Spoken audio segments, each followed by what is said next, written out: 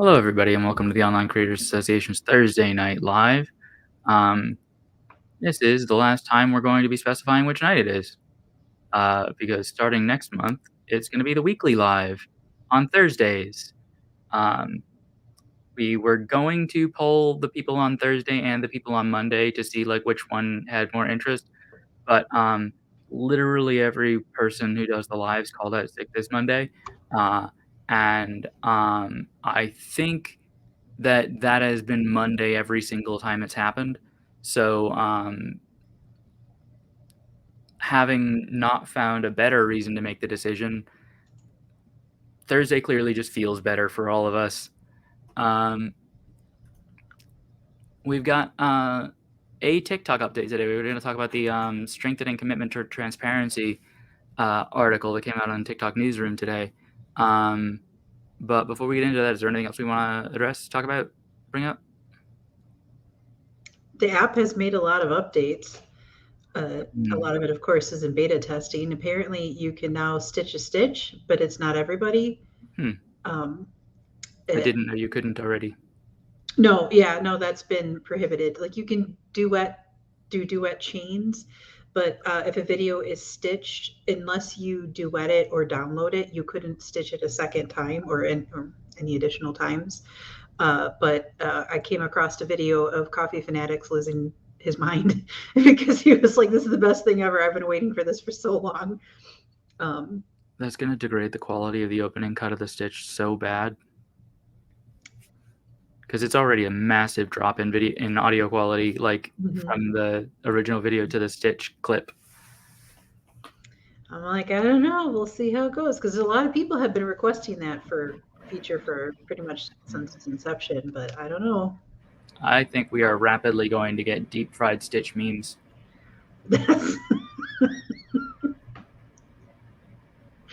I'm sorry, but that sounds hilarious. And there was a few other changes, like kind of quality of life changes, and I cannot remember half of them off the top of my head. Because it's like little, really little things about like the way that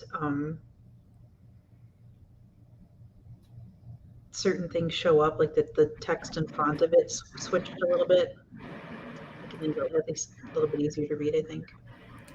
Ginger says it'll be like that talking Charlie toy that repeats what you say but more garbled, which immediately reminded me of a story about a game that my old housemate had.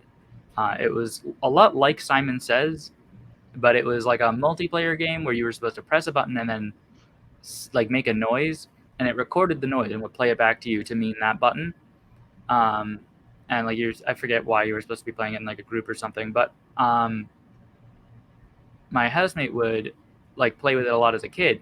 She didn't know how it worked, couldn't figure out how to play it, and she was playing with it alone, so she wasn't saying shit.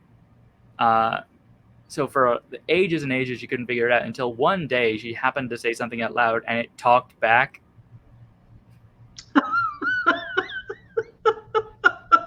She said she thought it was possessed. That sounds like, I swear there used to be one like that Bop It toy, Bop It, Twist It, Pull It, whatever, where one of them was an option to like say something to it. I wonder if it was that, but it also doesn't really matter. Material Squirrel says they changed the send message button and I hate it. I have not noticed the update to the send message. I have noticed that chat looks way better. Like the messages back and forth between users in the in-app chat. Yes. Live stuff has been updated. Both for the chat messages are a little bit easier to read. It's a little bit more difficult to spam like though because of the way that they made the changes. And then, actually, I think it's been around for a couple of weeks, but I still don't remember if we talked about it here. But the ability to kind of Brady Bunch do up to 6 people kind of side by side by side in a live instead of the one main person with 4 additional people on the side. So 6 is more than 5. I'll stop talking now. And then Midnight Librarian was given early access to the ability to like stream gaming from his mobile device, which is different from being able to do it on your actual computer. And it gave like a landscape versus a portrait option for me, the viewer, because I was like, what the hell is this? Because I was like, how did you do that? And he was like, oh, I just like gave that to me right now. And I was like, get out of town. Yeah, I've had that feature for a while, but I don't Oh, want to stream mobile games, so. understandably. See, that was the first time that I'd ever seen it or heard of it. So like that was really cool. Hmm. Oh yeah, and they there was some weird. I took a picture of it, but there was that teeny tiny little circle with an X that was just floating there with nothing to interact with for about a week and a half. We finally found out what that was too. They pushed out some weird. I don't quite know that I would call it even like a mini game, but you click on it and it takes you through this kind of Alice in Wonderland esque like choose your own adventure story, and then kind of gives you a fortune at the end. Sounds like a mini game. Um, it didn't feel very mini game though, because it was just like 6 kind of personality questions, and I forgot. I was like a delightful dolphin or something. Um, very odd, and it didn't really seem to lead anywhere other than that. Hmm. Is my bug lately intentional? Who knows? But the little X is finally gone now. Hmm. Oh, and sorry, some people, it seems to be exclusive to iPhone users, but like the link in your bio and or the link to your Instagram and or YouTube just gone for some people. But it's only their device and they cannot see it, but other people can totally see it. Hmm. That drives that anyway. Video performance from everybody I've heard from has been garbage lately. I don't know if there was a major news event that they are pushing down, or if it's the updates, or if it's just jank. I do know that I have been getting every video from Cecilia from her followers only account from May. Like I got 5 videos, like video from somebody else, video from Cecilia, video from somebody else, video from Cecilia, Mhm. for about 5 Cecilia videos that were all from May 18th. That is hilarious. I I went haven't. to the page and just liked every video from May 18th so that it would stop doing that, and it started giving me the 17th and the 19th. So that's one of those weird phenomenons also that says to me that it would like for whatever reason the system will deliberately hold back posts for a while for some people and then do exactly like it did for you. And I think also in this particular case, this also reminds me of that one time when something happened with Rinstar and they stopped posting for like a week. And I got 3 months worth of extra content that the system had never showed, or that the algorithm had never shown to me before, just because they stopped posting for like a week straight. Mm. And I feel like that's part of what this is too. Like this, again, the algorithm is like trying to do overtime to be like, okay, wait a minute, this person stopped posting. Maybe we need to give them more attention so they'll start posting again, and it just will overcompensate like that. I haven't had that issue. The couple of like newer videos posted, or the like the one or two, I was private account, shouldn't actually really talk about that, but I've only seen new content from Cecilia, not like the old stuff like that. So again, it's weird. Why would it do it to one person but not to the other? Mm.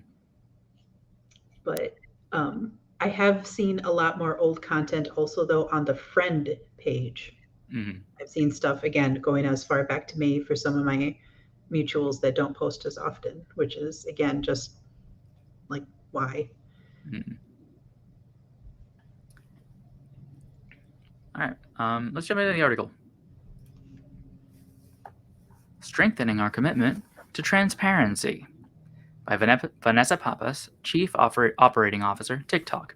I'm going to have some water because I should not have struggled to get through that phrase. That was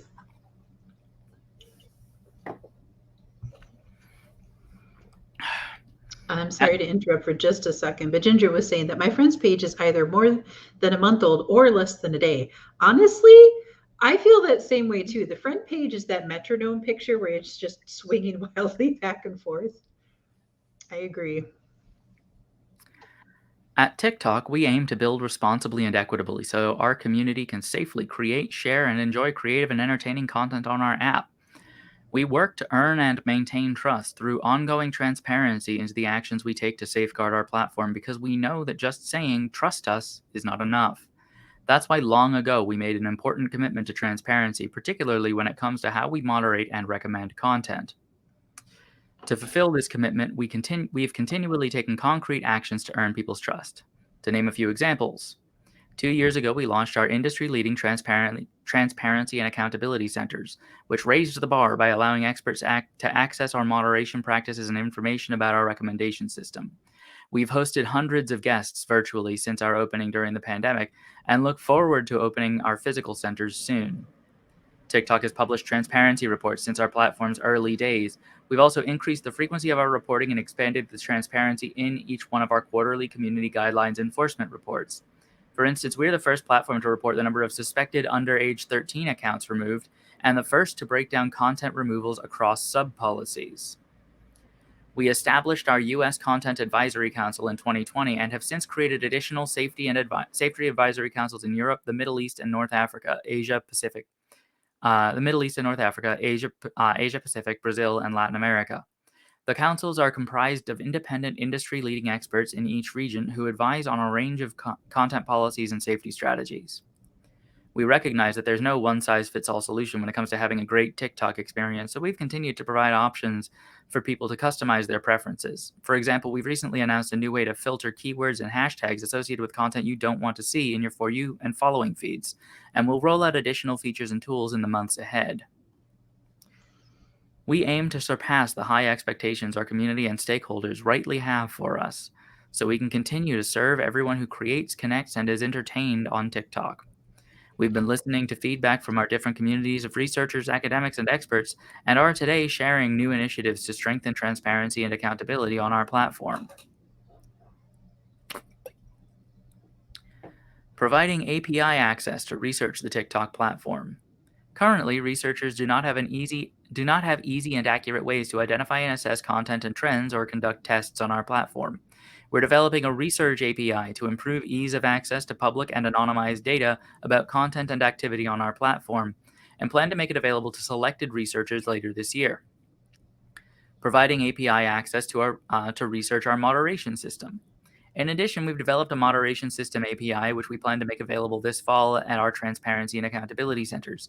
This moderation system API will provide selected researchers an effective way to evaluate our content moderation systems and examine existing content available on our platform. In our transparency and accountability centers, researchers will also be able to upload their own content to see how different types of content are either permitted, rejected, or passed to moderators for further evaluation. Depending on information sharing with our content and safety advisory councils. Deepening information sharing with our content and safety advisory councils. The independent experts in our U.S. Content Advisory Council and regional safety advisory councils will also be granted API access as well as access to confidential information such as our keyword lists, which are used to help detect and flag potentially violative content for deeper analysis. We don't make keyword lists available publicly in order to avoid providing a roadmap for bad actors who attempt to subvert our safeguards.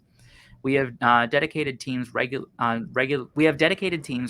stress testing our processes and tools to ensure they are robust and effective, and we know that perspectives and insights from experts can strengthen our approach. Expanding our transparency reports with information about countering covert influence operations. Part of what makes TikTok unique is the overwhelming authenticity of our creators and their content. We don't allow activities that may undermine the integrity of our platform or the authenticity of our users. Going forward, in our quarterly community guidelines enforcement reports, we'll publish insights about the covert influence operations we identify and remove from our platform globally to show how seriously we take attempts to mislead our community. These initiatives are well underway and will be launching over the coming months this year.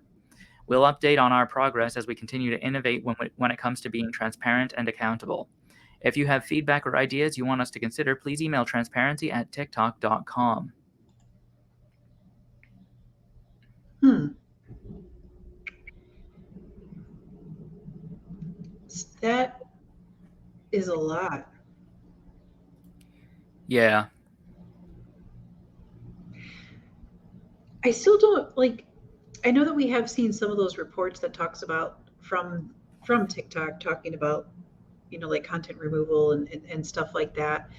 I don't know if it was maybe misspeaking or if it was maybe just like an inadvertent kind of omission, but it sounds like again they're trying to move farther and farther into using as much automated moderation as possible, and then basically anything that gets kicked back then gets reviewed by an actual person, which I still struggle to understand how anybody can feel terribly comfortable doing that as a company, but at the same time I also understand to a degree also, even though I feel that ultimately it's just going to cause more harm than good, because taking 10 extra seconds to get it right the first time rather than to be able to appeal it but still be in trouble doesn't make sense to me.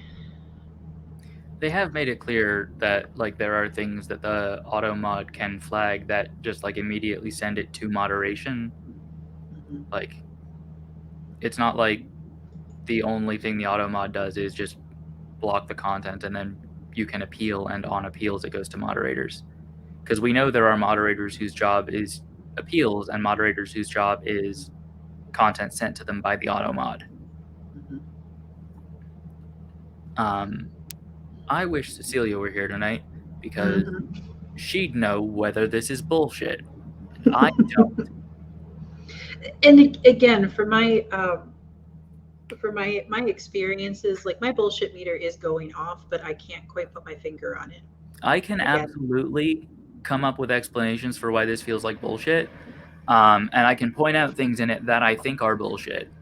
But I don't know how substantially defensible the overall claim that this is good relative to the industry is. mhm. Because like Exactly. there's the question, are there ways that this could be better? The answer is transparently yes. We're going to spend a lot of time talking about them because we've got a live stream to fill. And then there's the question, is this better than other companies are doing in any meaningful ways? TikTok says yes. Uh, the thing that Of course, TikTok says yes. we can reasonably assume that TikTok is not slandering other companies. Um, like it would be an act of defamation for them to lie about being better at things.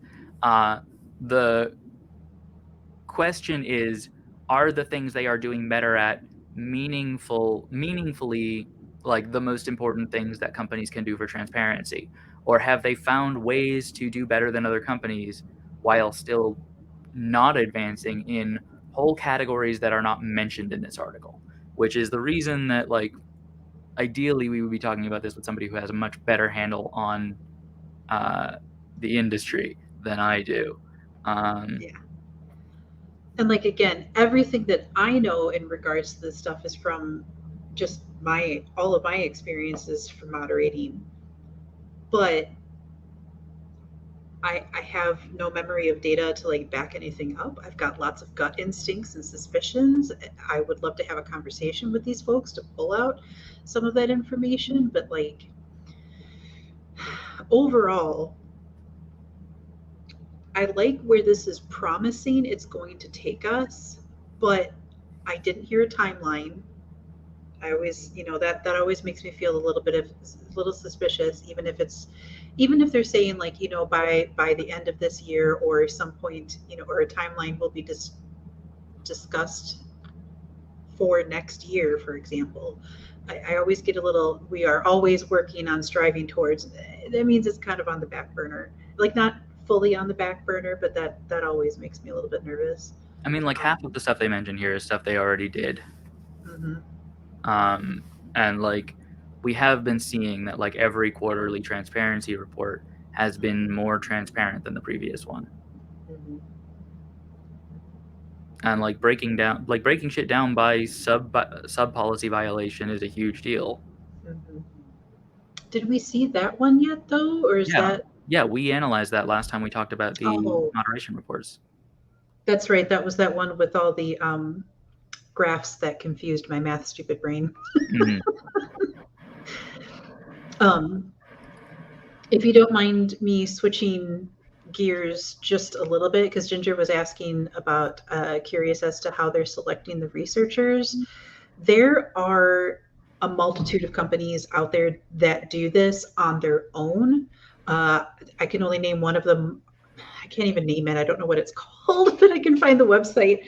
There is one group that I have come across through Reddit that they have a bot that they've installed on Reddit called the toxicity bot that will scan through all of the comments and then rate it on a percentile of how toxic was this comment, and then the bot will submit a report so that we human moderators can like take a look at it and then interact it from it that point.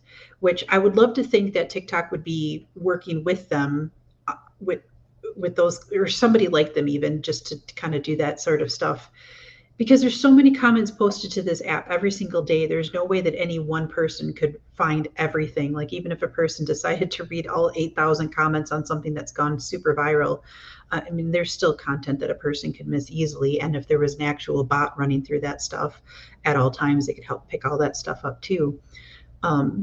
Yeah, and But having an API for researchers strongly suggests that things like that will be possible. mhm, The it's fact of just the matter is like, they are right that they cannot just like make this kind of access public, because making mhm, it public provides a roadmap to bad actors for how to break the moderation system.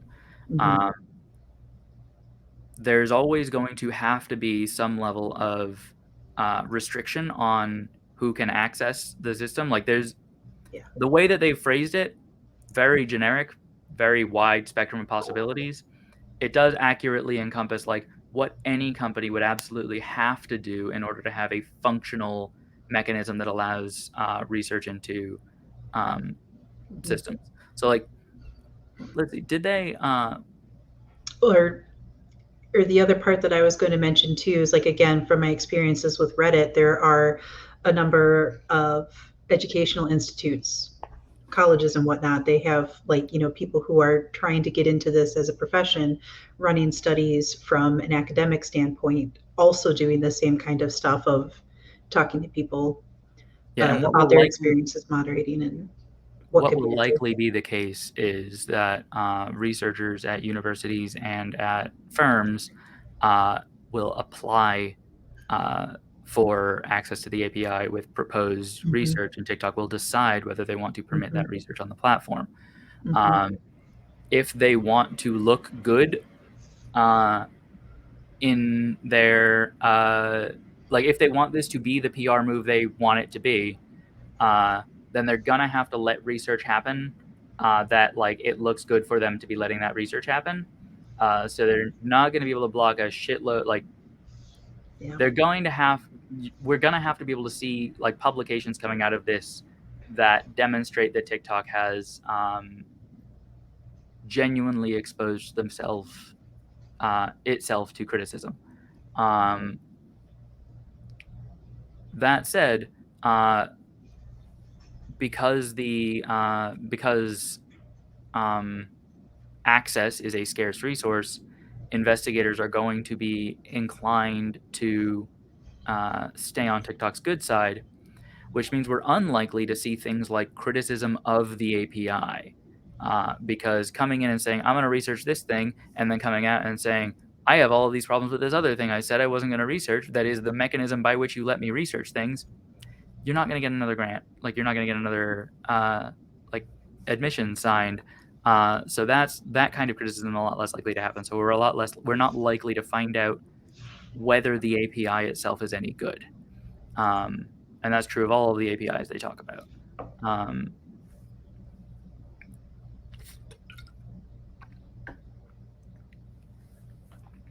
But yeah, no, there are absolutely very easy ways that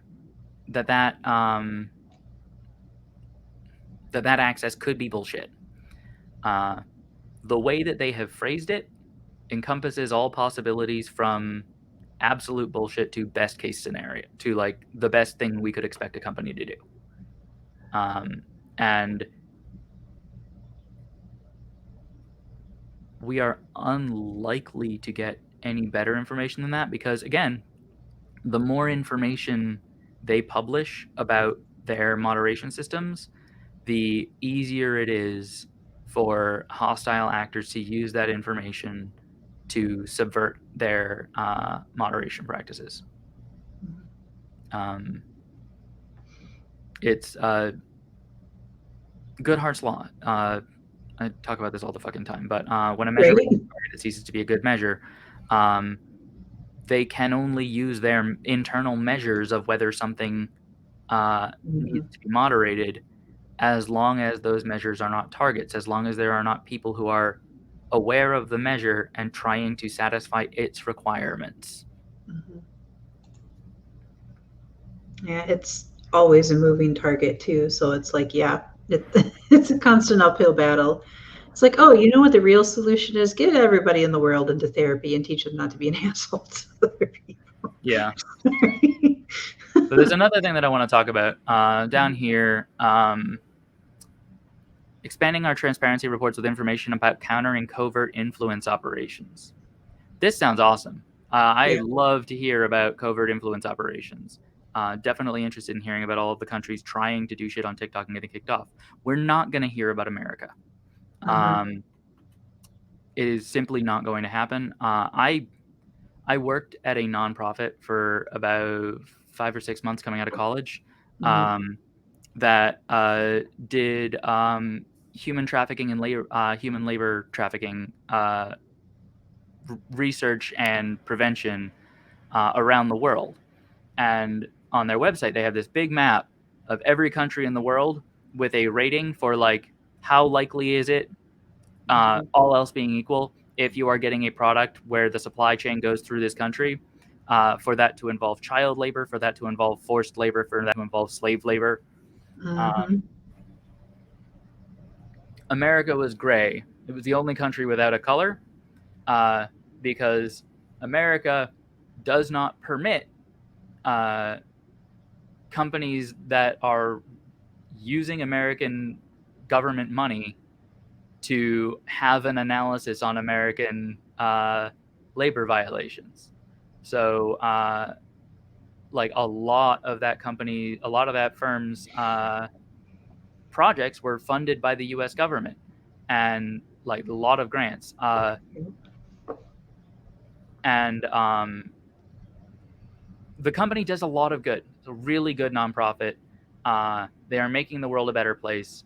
They are making that compromise to not be helping in America in order to be helping everywhere else. That's the deal that TikTok's going to have, because the American government will absolutely nuke the shit out of the company if they report on a CIA infiltration of TikTok.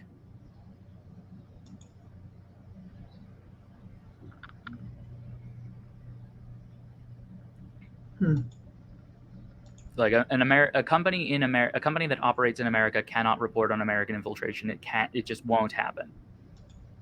Right.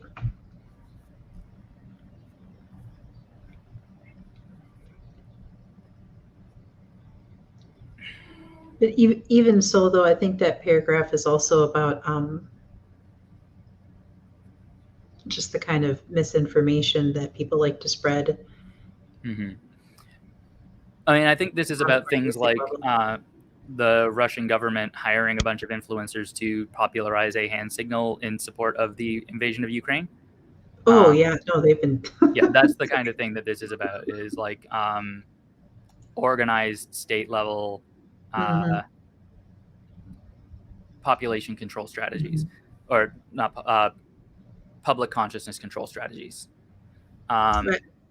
And like what the folks in TikTok are going to be saying, because this is like, it's frankly the right answer given the circumstances, is it sucks that we're not going to be able to report on the America stuff, but it is the lesser of evils to at least report on all the other shit. like to at least be able to get all of the other countries' propaganda out of our app.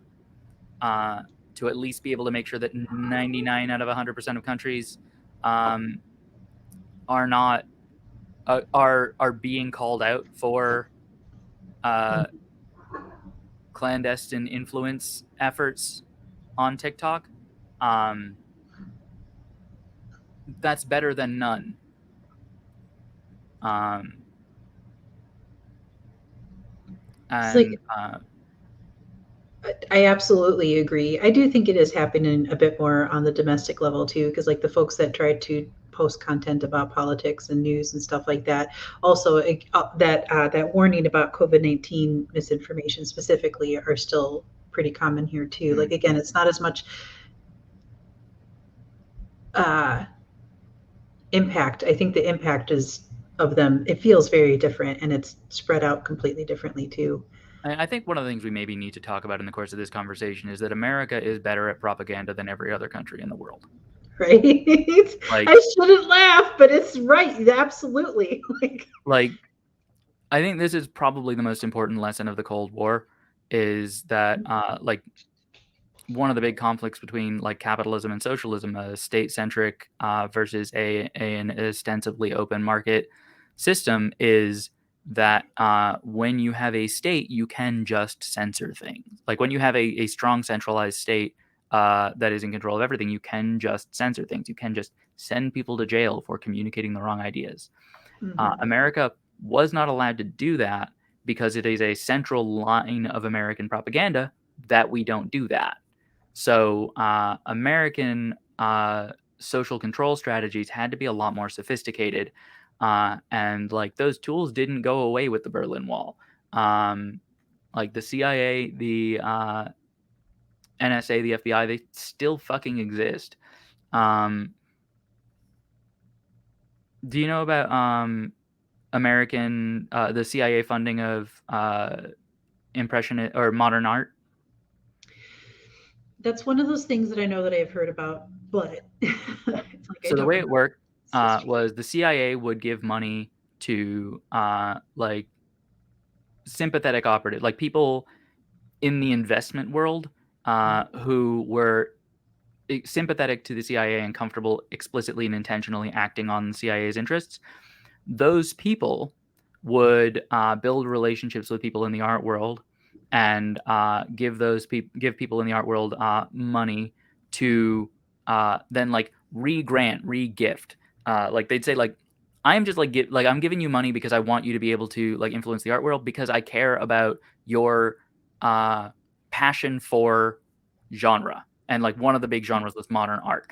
Um, so like those people who have no connection to the CIA and have just been given money because someone they know who has a lot, like who's kind of a suit but has a lot of money, uh, wants to help them make the art world better. Those people would give money to artists or to like agents or to like the industry. So like the artists were like the artists had no ability to vibe check this money because the person they were getting it from genuinely was on their side, was not a government plant, cared about the art. Um, and the Hmm. reason that the U.S. government was invested in modern art specifically uh, is because they were able to use it. They were able to use the like wild experimentation, like the extreme experimentation in like what art can be, as a line of propaganda to argue that the United States government or that under capitalism art is freer and that we get things that we couldn't get under communism with its official state uh, art style. Um, and to be clear, like as I am making this argument, I am very anti-capitalist. Also, not a big fan of Stalin. Don't think that the Soviet Union is a good communism. Uh, but like I don't think that state censorship is a good strategy. But also, like we do need to be talking about the way that America censors or doesn't censor, but like operates on more sophisticated levels to control collective Hmm. consciousness around um, ideas. Like uh, America is much more concerned with winning hearts and minds than states that can just say, do what we say or we will put you in a jail. So America is much more concerned with mind control. So one of the big effects was using the fact that America was the home of great experimentation in art, as a defense of capitalism. The other big thing is that other than modern art, the other major art movements happening at the time were explicitly anti-capitalist, and so arranging for more money to be winding up in the like Jackson Pollock branch of art than the like communist artists who were making explicitly anti-capitalist like statement art. That affected the ecosystem of art discourse in America. It meant that like the discourse became, how do we feel about modern art, not how do we feel about capitalism. Right. Because like modern art is art that is about art. It's about like the process. It's about the manufacture of the materials, like the paintings that are just like a plain white painting, but it's like this incredibly sophisticated, complex way of making a plain white painting. That is an it is a study in what can be done with the materials that the artist is using, and like the point is the like depth of comprehension of the mechanics of the substance. So you wind up like any conversation about modern art becomes a conversation about what art is, which is not necessarily the case for art with a narrative point about something that is not the art. You look like you want to say something. I do. I'm one of those people that like there's certain things I just don't get. I was having a slight memory about in high school, which again, very rare memory for me, but a memory in high school. We went to the Minnesota, it's called Minnesota Metropolitan Art Museum. Mm-hmm. I'm like, I'm enjoying it. You know, like I like to look at museum stuff. I'm more interested in like the historical stuff than like the artwork stuff. But we got to this artwork section, and this one person's artwork was 4 pieces of canvas that were like 12 by 12 squares, and front and all 4 sides were just painted all this exact same color. All 4 of them were this kind of charcoal gray, but there was like a little bit of kind of a green tinge to it. Um, and the art of it was that the way that some of the oil painting clumped in certain areas, that was what made it art and beautiful. And I was like, my brain cannot handle that. Yeah, I mean, like I'm that's the not kind of art saying that it's like not art, but my brain cannot handle that. I had to walk away. Somebody else was trying to tell me that I needed to be more respectful. And I'm just like, that does it for somebody, not me. It's okay. And yeah, no, that is an extremely respectful response to say like I don't get this and it's for someone else, because it is for somebody else. It's for someone with a much more complex appreciation and understanding of the mechanics of oil paint. Like if the art is about a material you have no experience with, then it's not going to speak to you. see, thank you. And it's like at that point, I was around an adult who said, no, it is art because it's here. You have to appreciate it. And I'm like, appreciate this. And I walked Yeah, no, I walked so fast. I'm like, I'm that done. that's pretentious bullshit. Like saying you have to like this art, you have to feel things about this art because it Oh, I is feel in a it. museum. It's Like just not positive things. it's um But again, that's okay because some art isn't meant to evoke a positive feeling. It's meant to evoke something, but not mhm. that. Anyway, Oh, you not know, just one of my it wasn't favorite one of them. examples of like art that was meant to evoke something. You remember the banana taped to the wall? Oh my God. Yes. Uh that artist specifically, Mhm. first of all, duct tape is one of his major mediums. He does a lot with duct tape. He had an installation once where one of the pieces was his art dealer duct taped to the wall with like 8 rolls of duct tape for the entire night. I Um, thought that was a joke. he, this dude, uh, is like most of his work is critiquing like the like what violently bullshit practices go on in the like fine arts market. Um, so like the point of the banana piece was Mhm. it doesn't fucking matter what the art is. It's just an object for investment. Like this is bullshit art. But because it's by me, a very famous person, and because we're like doing a bit in this place where it's like considered valuable, I can send certificates that are permission to duct tape a banana to the wall to like 3 people. One of them sold for a shitload of money to a museum, and I think the other 2 sold to private investors. Um, and like that is considered extremely valuable. So, like, everybody who was absolutely furious about that being treated as though it is art fully got the point, and I just wish they knew that the artist agreed with them. See, I love that kind of stuff too because it's just like Because like, there's so many labels. it was an extremely effective work of art to communicate a very particular point that was communicated to the audience it was meant to communicate to.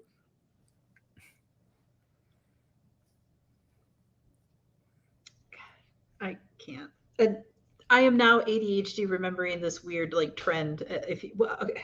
I just immediately called it a trend by like today's terminology. It wouldn't have been called a trend back then because this was like pre 2010 sometime. To create your own album cover by Googling your least favorite color, Mhm. and you have to pick one of the images in the top three like lines of Google image results. And I think this was all just a ploy to get people to start using Google Images because it was new back then. Then go to Wikipedia and click on random page at least 10 times and then pick like the title of that page as your album cover. Mine was a banana with toothpicks and Ritz crackers for wheels, so it looked like a car. And I don't remember what the Wikipedia page that I had was, but this is what reminded me of that from that Mhm. conversation. So like, The what version of comes this meme I to remember was you go to Wikimedia Commons and hit random image, and then you use Mhm. that image, and then you hit random article twice on Wikipedia, and you have your album title and band name. See, that is okay. So thing. But yeah, no, I definitely remember that meme. Um, but you want another example of American CIA intervention in American art? Sure.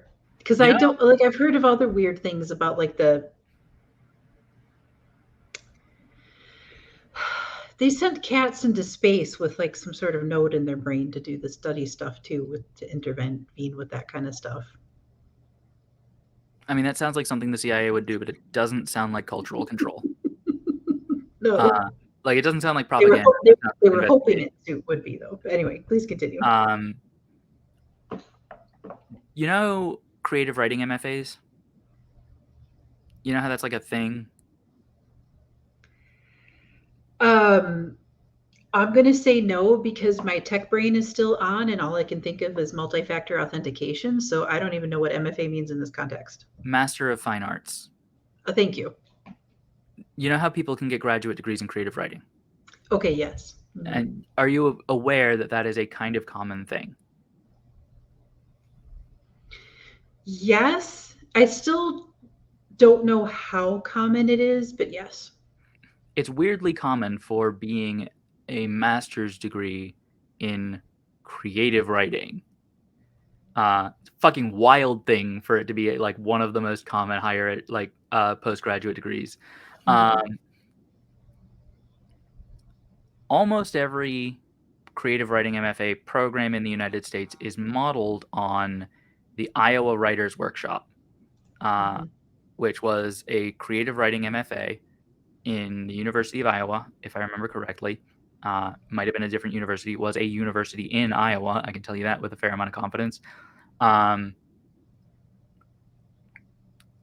and that program was run by a dude who was not a CIA plant, but he Mhm. was such an ardent patriot that when he had the opportunity to start a program, he went to the CIA and asked how he could use it to help.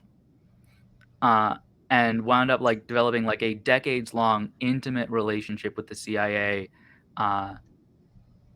very consciously and deliberately, like building an MFA program that was designed to uh, teach to make writers good Mhm. propagandists for America and prevent writers from becoming good propagandists for communism. Um, one of like the most fundamental ideas in like American prose styles is extremely plain, simple prose that just gets to the point and just tells the story and does not embellish and does not like meander, and you just like tell these real stories about real things that happen, and like any meaning is something that like comes accidentally as a result of just trying to tell real stories. That ideology is like hammered in these kinds of programs. It is like one of the fundamental like uh truisms of American literary style, that you just don't write with an intention to make a point. And that like if you try to write with the intention to make a point, you will necessarily make bad writing. And that is like was explicitly and intentionally developed as a lesson, as a teaching strategy, because it means people can't intentionally make communist writing. That is so interesting. One of the other things they would do a lot is give education visas and scholarships to promising writers in uh, potentially communist countries, like countries that are like leaning towards the possibility of communism, and give them like a really good education, really good time in America, so that they would have that experience, fondness for America, and be trained in anti-communist writing styles, so that the literary minds that went on to shape the literature of countries America was worried about becoming communist countries um, would be disinclined to contribute to a communist literature. I'm also having a slight memory of a conversation about something to do with something like that too, with one of the people who went on to write, like, I don't think it was whatever Dr. Seuss's real name is, but I feel Uh, like the guy who drew Peanuts Diesel, or something did something like that too, where like they Schultz. had been doing a lot of like that kind of propaganda stuff, and then they had to deprogram and like. Dr. Seuss did make a lot of wartime propaganda for World War II, the Korean War. Yeah, I think it Um, was. I'm not sure. I'm actually not sure. I don't know what war it was, but there is a lot of like old Dr. Seuss, Mhm. like old art by Theodore Geisel that is super racist and super xenophobic, super pro-America. That also somehow is making me remember that really weird. Um, well, there's actually a couple of them. There's like Popeye and Captain America, and even Superman, who did some really pro-America content back at that time too. Hmm. Uh, Ginger was asking, is this maybe the origin of where the curtains were just blue? This is definitely a place where that attitude comes from. Uh, like the curtains were just blue thing. There are kind of two places that can come from. One of them is definitely the Iowa style MFA programs, which teach writers not to have intentional symbolism in mind. Uh, Teach them that like if you make the curtains blue for a particular reason, that's hacky, and like you're gonna write shitty, like boring, obvious prose. If you do that, if you want things to have like sophisticated symbolism, you have to let it emerge naturally from just the way that you feel like you should write the scene. Um, Mhm. and so that is definitely part of it. The other big part of it is a different way that America's response to the Cold War resulted in a very strong like propagandization of academia, which is the adoption of formalism as like the canonical literary analysis style in American schools. So formalism. So there are a ton of ways to analyze writing. Um, critical analysis, one of the most popular ones, goes into the like class dynamics and like the like moral, like the systemic implications of the text. There's like historical or biographical analysis where you look into like who the author is, and like what their situation and context was and like how that impacts your reading of the text. And then there's formalism, which is you look at the things that exist in the text in their capacity as things in the text and think about their relationship to each other, without considering outside context, like without considering specific outside context from like the author or the author's attitudes or specific political movements. So like that's where you get like the curtains were blue because blue has continuously occurred over and over in this text in these specific circumstances in association with these specific characters. So the curtains being blue here connects like the woman standing by the curtains to this dude in chapter 2 and these 4 scenes throughout the middle third of the book. And that is not a necessarily bad style of analysis. Like there are a lot of texts it works really well on because there are many authors, especially non-American authors and American authors before the 1950s, who did put a lot of intentional symbolism into their work, who would be really thoughtful about that kind of thing, or who would write works and then like notice a symbol emerging and go back and intentionally reinforce it. So like the Great Gatsby is like one of the most famous examples of like books that are really great for a formalist analysis because Fitzgerald was really into symbols. Like the eyes of Dr. T.J. Eckelberg are a like really like they are such an obvious and intentional symbol that it makes a really good high school lesson on formalism. And formalism is fine. Formalism is great. If you want to learn literary analysis, you should learn formalism among other methods of literary analysis. The reason that formalism is the only kind of literary analysis taught in most American schools is because during the Red Scare, during the McCarthyist witch hunts, college professors everywhere were terrified that they were going to get dragged before Congress for being un-American. And formalism is the only form of literary analysis that permits you to ignore the fact that every great American novel is explicitly anti-capitalist.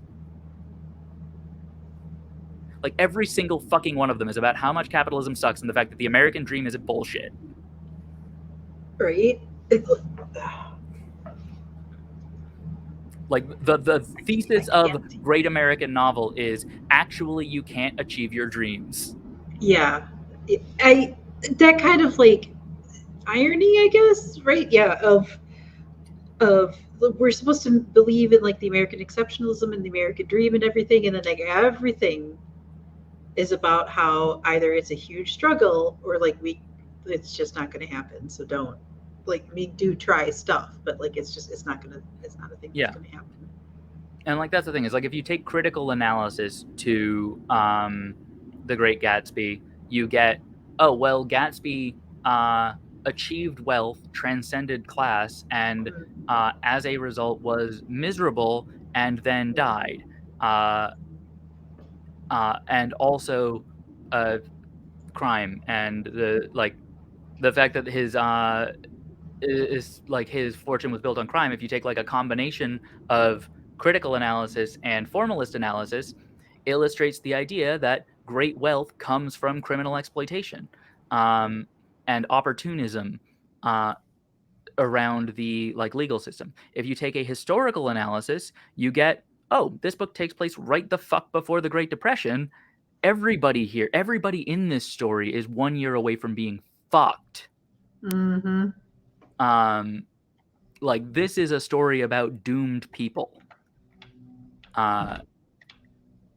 You can only avoid the conclusion that this story is about how miserable and doomed wealthy Americans are by focusing only on the meaning of the symbols and not the meaning of the like story.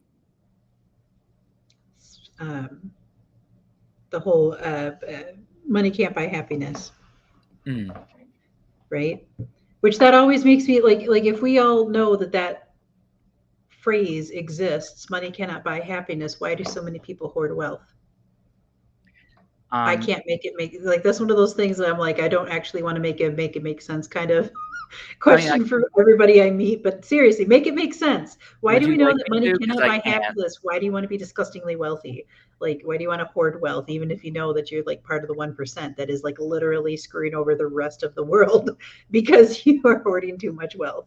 Anyway, I have kind of gone off of my. Because under capitalism, there is no Mhm, actual, like, fundamentally, no stability. There is mhm, no point where you can have so much money that you are immune to the possibility of all of your fortune collapsing. It becomes decreasingly likely and increasingly like, approaches yes. impossible as you get into billions.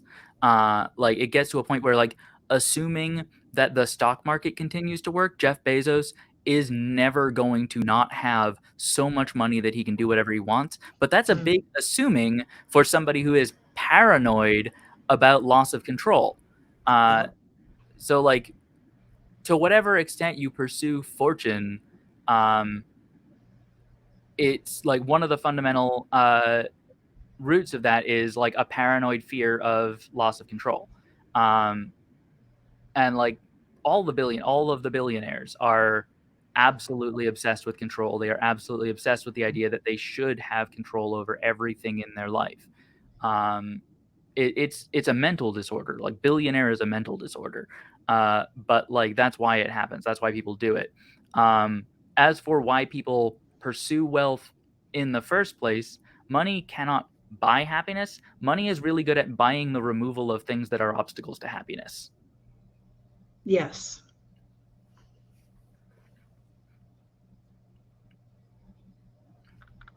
Still drives me crazy. Yeah, no, it infuriates me too. I just personally Mhm. uh, have a strong aversion to the, like, I'll never Yeah. understand attitude towards, because like, you can understand. Like, it's not like bad people are not that hard to understand. Like, your brain can do what their brain is doing, and Oh, yeah. No, like, I. um, I think it's important both because, like, empathizing with that and understanding how they are making the decisions they're making enables you to better strategize against them, and enables you to better avoid becoming like them. Because if you, like, refuse to comprehend how a person can do truly horrible things, um, then you then if you are faced with conditions where you start to approach that kind of behavior, you will continue to just persuade yourself that actually the way you're acting is not like that, Mhm. rather than being able to identify concrete ways in which, like, the way you are acting is uh, in line with that. It's on the trajectory, if not the same magnitude. Uh, I like, feel it's one part I've never thought the thought through as far as you have, I think. And then it's also one part that is just kind of like I feel guilty mm, too much about things that I shouldn't feel guilty about. And like I would feel so guilty if I had that much wealth.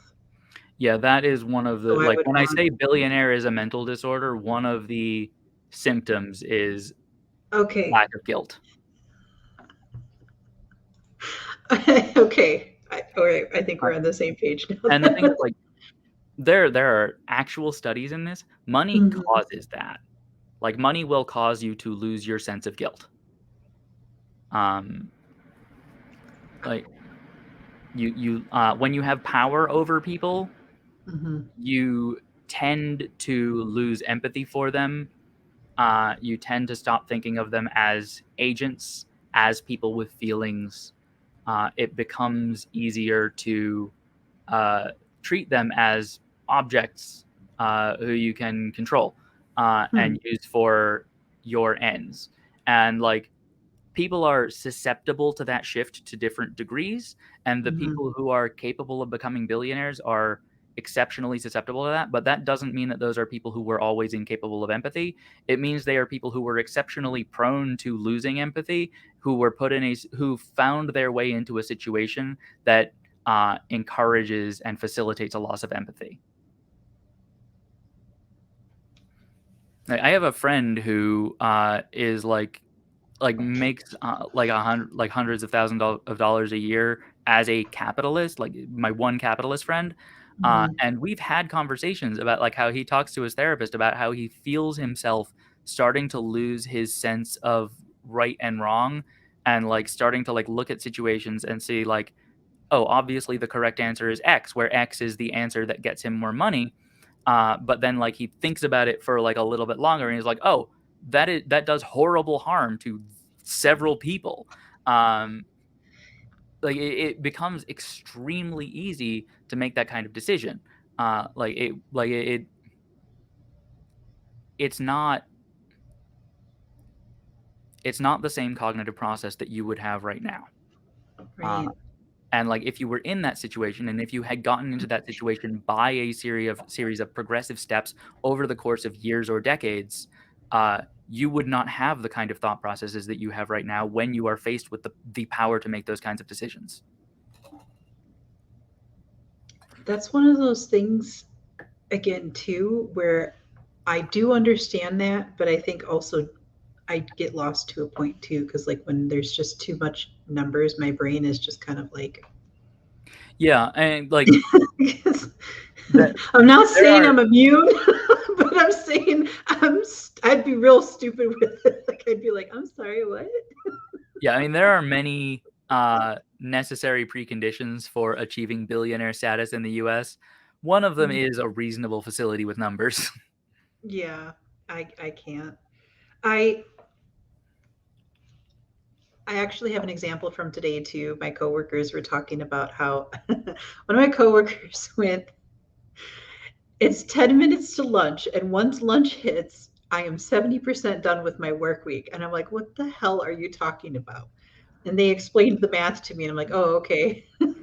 I get it now. And they were like, what are you talking about? And then my other coworker chimes in with, because we do service tickets, right? My other coworker chimes in that every time he completes a ticket, he will sit there and do the math to see is it divisible, is it a prime number,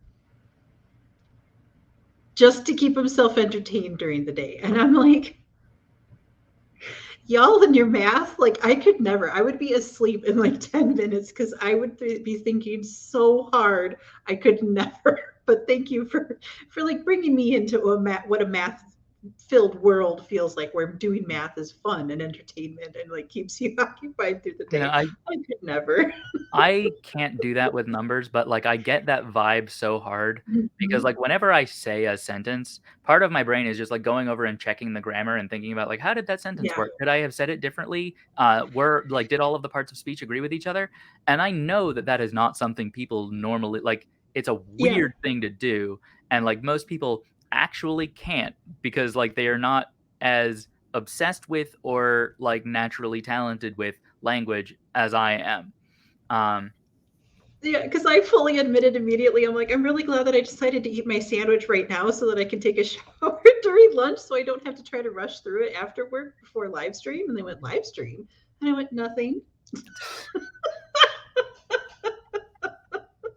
Like we all got our thing. Ginger says, I physically wrote out a scale to compare Celsius and Fahrenheit yesterday because I wanted to know how cold it was in a book I was listening to. Why did I not look up the conversion IDK? I mean, like, I get that. Like, that sounds like it would be a really useful visual to have on hand if you're like listening to a book where temperatures are like consistently Mhm, relevant. Uh, mhm.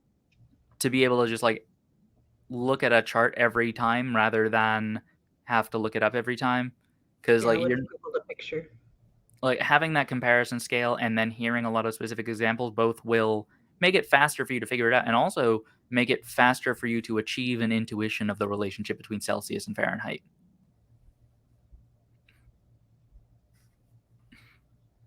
Um, it is 9:04, Oh, and I have other things that I want to say on this topic, but we should end the stream. great. We'll Uh, put a pin in it for pick up where we left off next Thursday if needed. we'll see you next Thursday. Hopefully, there will be news. Part of the goal with cutting down to one a week is that there will be news every Oh, stream instead of half the streams. Um, Good night, everybody. I'm gonna end the stream now. Bye.